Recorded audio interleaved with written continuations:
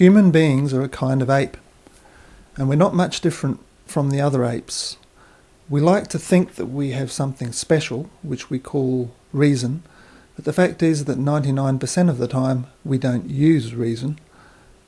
Just like the other apes, we're mostly concerned with food, sex and family, animal concerns.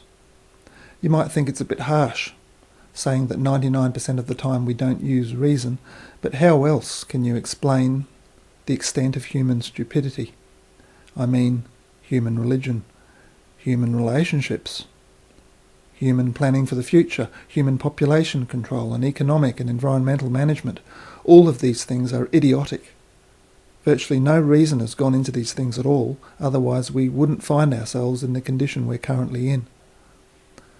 I don't want to single out religion as an example of the extreme stupidity of humans, since virtually everything humans do is a kind of religion, from the worship of love and sex, to supporting a football team and going to the pub, and even to the belief in shaving the face and going to work and supposedly contributing to society. Even atheism can be a kind of religion when it's performed by people who are narrow-minded, blind to reality and herd-like.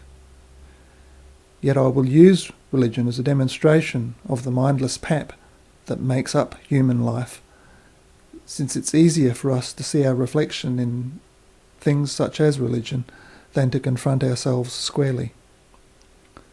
The thing that marks all religions is blind faith. The religious believer believes things they do not know, and they repeat things they do not know. And they all do it, the Pope, the Dalai Lama, every Christian, Muslim and Buddhist on the planet, and every cult leader or cult member of every persuasion. It's idiocy, and it's idiocy because it's entirely unnecessary. Let's take the Dalai Lama as an example of a typical religious person who believes in stupid things for no reason and unnecessarily. One of the many things the Dalai Lama believes in as a Buddhist is rebirth, such as rebirth as an animal, such as a fish. Now, the Dalai Lama, of course, doesn't really know whether such rebirth actually happens. For example, he reports that he personally can't remember having had any previous lives. Nevertheless, he believes in the rebirth story anyway, because that's what he was taught. And he repeats the teaching of rebirth to others, even though he doesn't know whether it's true or not. So he's a first-class idiot, just like all the others. He doesn't have to say things that he doesn't know to be true. The world isn't going to fall apart if he doesn't. And if he sticks only to what he personally knows to be true, yet he repeats the nonsense anyway because he doesn't care less.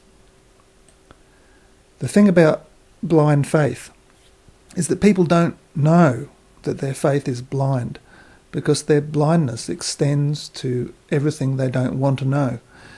Even when a person admits that they believe something on faith, such as in Buddhist rebirth or in the creation of the earth by a God person, they don't think it is blind faith because they have, after all, accepted the knowledge as a fact from a trustworthy source, like the Dalai Lama or some book or other. They figure that they can't possibly be blind when they're not even trying to see in the first place. They're just repeating what they've been told. So they're not blind as such, they're more of a conduit. And as it turns out, it's a conduit a lot like a sewage pipe.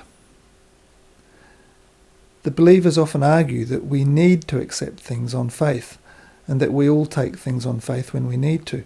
For example, when I journey on the road, I do so on the faith that I'm not going to be run over, otherwise I'd stay off the road. But while it's true that this kind of faith is necessary, it is provisional, and it's not absolute. When I venture onto the road, I hope that I won't be run over, but I'm aware that I might be. This is in sharp contrast to normal blind religious faith, which is unnecessary and absolute. The world would be a lot better place if we just stuck to what we know and admitted our ignorance about things we do not know. It's not that difficult, really. It's a simple formula. And if we did this, no one could rightly find fault with us. we'd be doing our best, and most importantly, we would be human.